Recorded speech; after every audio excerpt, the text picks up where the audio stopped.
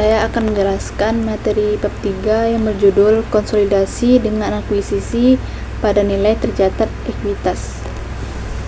Konsolidasi dengan akuisisi pada nilai tercatat ekuitas. Menurut PSAK 65, prosedur laporan konsolidasian adalah: pertama, menggabungkan liabilitas, ekuitas, penghasilan, beban, dan arus kas sejenis dari entitas induk dengan entitas anaknya. Yang kedua, mengeliminasikan jumlah tercatat dari investasi induk pada entitas anak dan bagian entitas induk pada ekuitas setiap entitas anak. Yang ketiga, mengeliminasikan secara penuh aset dan liabilitas, ekuitas, penghasilan, beban, dan arus kas dalam intrakelompok usaha terkait antar entitas dalam kelompok usaha.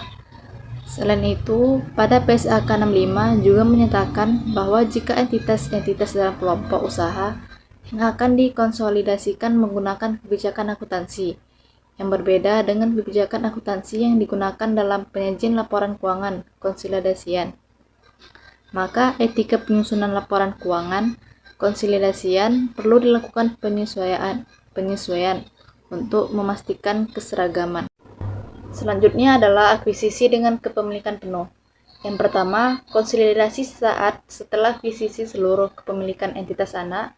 Dalam PSAK 65 menyatakan bahwa entitas induk mengkonsolidasikan entitas dari anak tunggal, diperolehnya pengendalian sampai tanggal hilangnya pengendalian.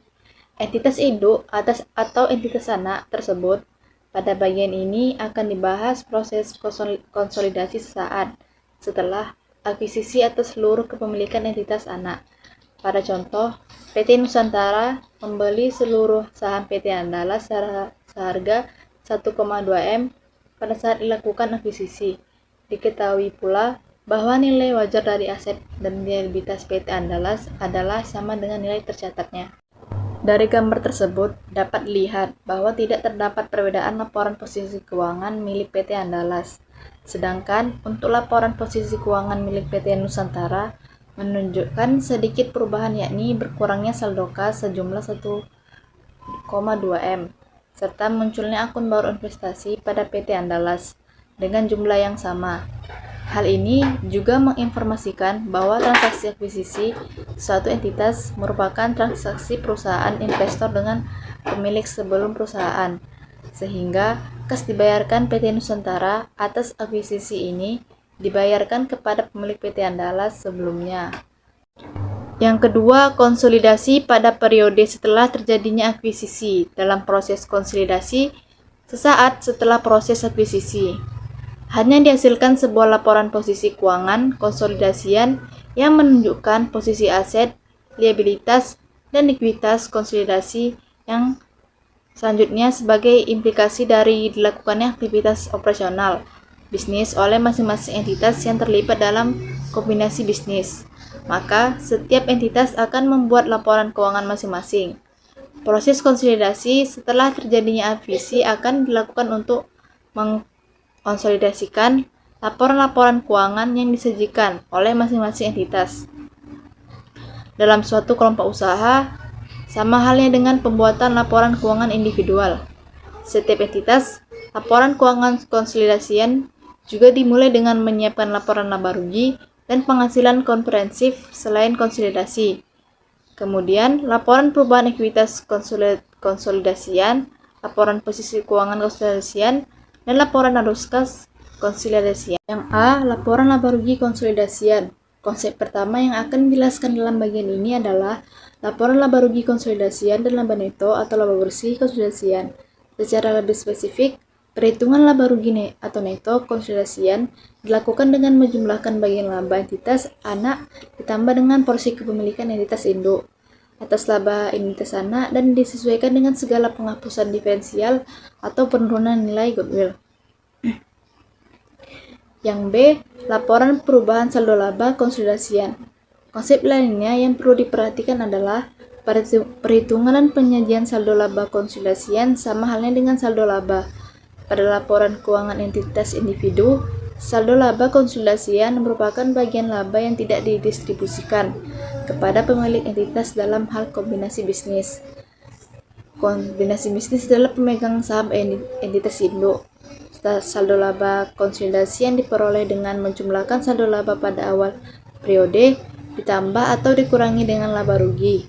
Karena itu, konsolidasi yang terletak dikurangi dengan dividen konsolidasian. Yang selanjutnya adalah kertas kerja konsolidasian.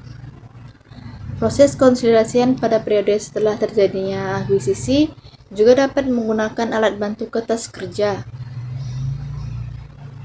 Konsolidasian yang hanya membedakan kertas kerja konsolidasi setelah terjadinya akuisisi setidaknya memiliki 3 bagian utama, yakni bagian laporan laba rugi, bagian laporan saldo laba, dan bagian laporan posisi keuangan.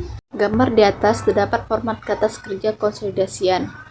Bagian awalnya dari kertas kerja konsolidasian dimulai dengan menyiapkan laporan laba rugi. Bagian selanjutnya adalah laporan saldo laba.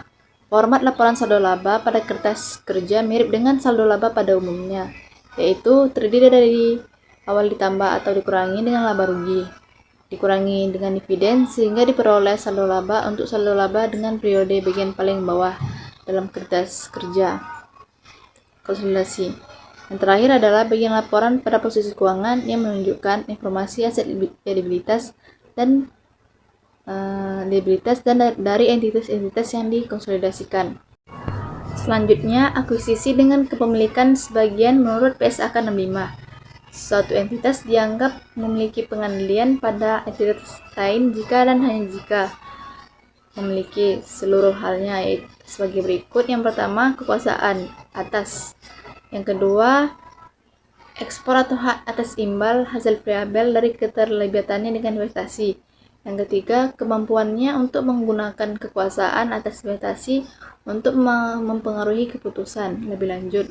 Dalam PSAK 65 juga disebutkan beberapa faktor yang dapat menjadi pertimbangan dalam menentukan apakah suatu identitas investor memiliki pengendalian atau entitas lain, yaitu adalah yang pertama, tujuan dan desain investasi. Yang kedua, aktivitas relevan bagi investasi yang secara signifikan mempengaruhi imbal hasil investasi, serta bagaimana keputusan mengenai aktivitas tersebut. Yang ketiga, kemampuan kini yang dimiliki investor untuk mengarahkan aktivitas relevan investasi. Yang keempat, investor atau dimensinya hak atas timbal hasil variabel dari keterlibatannya dengan investasi. Yang kelima, kemampuan untuk menggunakan kekuasaannya atas investasi untuk mempengaruhi jumlah imbal hasil investor.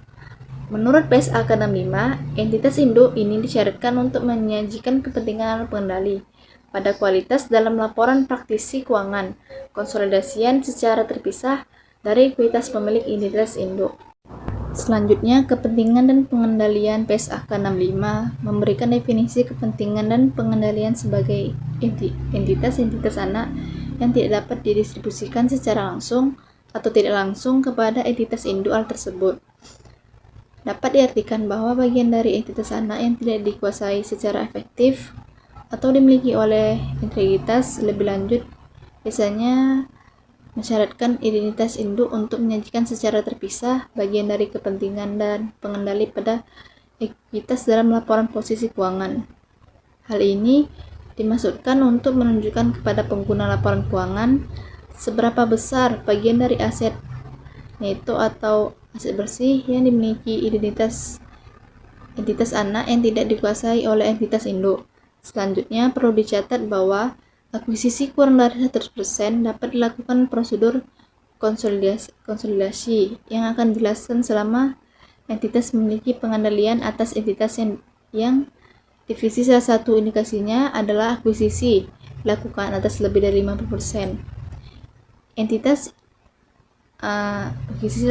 Walaupun demikian, tetap perlu diperhatikan dalam kasus tertentu. Akuisisi mendapat kurang dari 50%, tetap entitas memiliki penelitian sesuai syarat yang dijelaskan pada bagian sebelumnya sesuai dengan PSAK 65. Selanjutnya, isu lain seputar konsolidasi.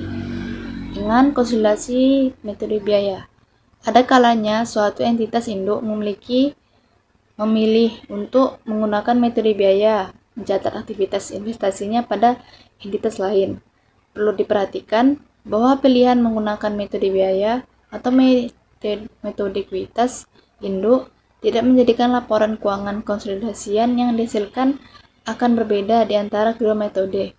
Hal ini dikarenakan apapun pilihannya, metode pencatatan yang dipilih oleh entitas induk, seluruh transaksi terkait investasi entitas induk pada entitas anak, transaksi pengakuan penghasilan dari entitas anak, maupun berbagai transaksi antar perusahaan lainnya antara entitas induk dan entitas anak akan dieliminasikan. Perbedaan antara metode ekuitas dan metode biaya hanyalah pada jumlah eliminasi yang perlu dibuat karena terdapat perbedaan dalam pengakuan penghasilan oleh entitas induk. Dalam metode biaya, entitas induk tidak mengakui secara langsung penghasilan yang dilaporkan oleh entitas anak sebagai kenaikan atas nilai investasi yang dimiliki. Penyajian dan pengungkapan untuk tujuan meningkatkan kemampuan membaca laporan keuangan dalam memahami dan mengoperasikan informasi yang disajikan dalam laporan keuangan konsolidasi. PSAK 67 mengungkapkan kepentingan pada entitas lain telah menetapkan sejumlah prinsip terkait pengungkapan kepentingan. Secara khusus, PSAK 67 menekankan informasi tentang komposisi kelompok usaha dan kepentingan yang dimiliki oleh kepentingan dan pengendali dalam aktivitas dari arus kas kelompok usaha. Jika entitas induk menganggap pada yang jelas terdapat kepentingan dalam pengendali dan dianggap material, maka dalam laporan keuangan konsolidasi perlu diungkapkan sebagai berikut. Yang pertama, nama entitas anak. Yang kedua, lokasi utama kegiatan usaha. Yang ketiga, proporsi bagian kepemilikan oleh kepentingan dan pengendali. Yang keempat, proporsi hak suara yang dimiliki oleh kepentingan dan pengendali jika berbeda dari proporsi bagian yang dimiliki. Yang kelima, laba atau rugi yang didistribusikan kepada kepentingan dan pengendali. Yang keenam, akumulasi kepentingan dan pengendali dan dari entitas anak pada akhir periode laporan. Yang ketujuh, ringkasan informasi keuangan mengenai entitas anak. Selain itu, pada saat suatu entitas anak memiliki tanggal atau periode pelaporan yang berbeda dengan entitas induk, PSAK 67 mensyaratkan untuk mengungkapkan alasan penggunaan periode laporan keuangan yang berbeda tersebut.